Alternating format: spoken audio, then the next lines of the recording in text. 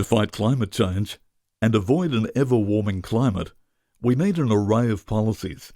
Climate policies are needed to transform the way we produce energy, to make buildings greener, to put greener cars on the roads and reduce our fuel consumption. But these policies also need to protect people's jobs and incomes. Let's have a closer look on 3 possible climate policies.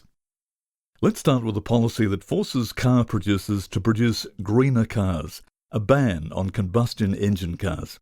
With a ban on combustion engine cars, car producers are first required by law to produce cars that emit less CO2 per kilometre. The emission limit is lowered every year so that only electric or hydrogen vehicles can be sold after 2030.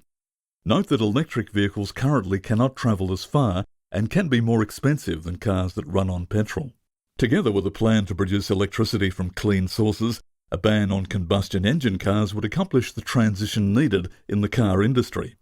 Now let's turn to a national policy that combines a tax on carbon emissions to reduce emissions and cash transfers to protect people's purchasing power. With a carbon tax, all products that emit greenhouse gases would be taxed. For example, the price of gasoline would increase by 15 cents per litre. With a carbon tax, companies and people pay for the greenhouse gases they emit. This pushes them to reduce their emissions.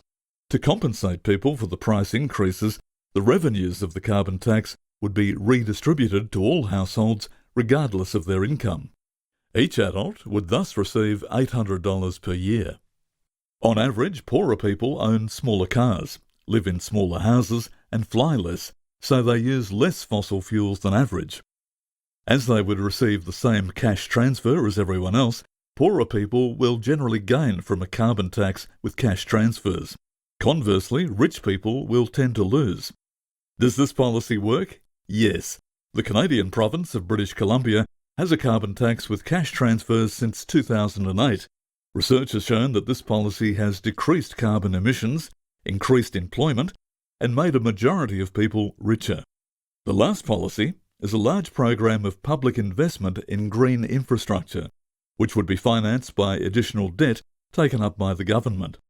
A green infrastructure program would bring about the transition in energy infrastructure needed to halt climate change, but it could come at the expense of other possible projects funded by the government.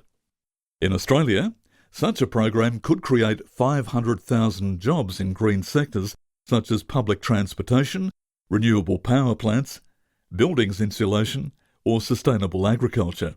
But 300,000 people could lose their job in the fossil fuel industry. In general, all climate policies have the potential to transform the economy into a greener, safer, less polluted world. This green transformation has some downsides. People will have to change their habits, and some people will even have to change job. For example, there would be less demand for polluting sectors such as coal mining, but retraining options would be offered to workers in these sectors to ensure that they could find a new job elsewhere. And the green transition also comes with benefits, a safer world for future generations, of course, but also less pollution. And climate policies can be designed to protect poor and middle-class households, as they can have more income with the carbon tax with cash transfers, and more jobs with a green infrastructure program. We focused on 3 important policies, but many others would be useful to fight climate change, including funding research into green technologies, subsidising the insulation of buildings, or stopping deforestation. To stop climate change, we probably need all of them together.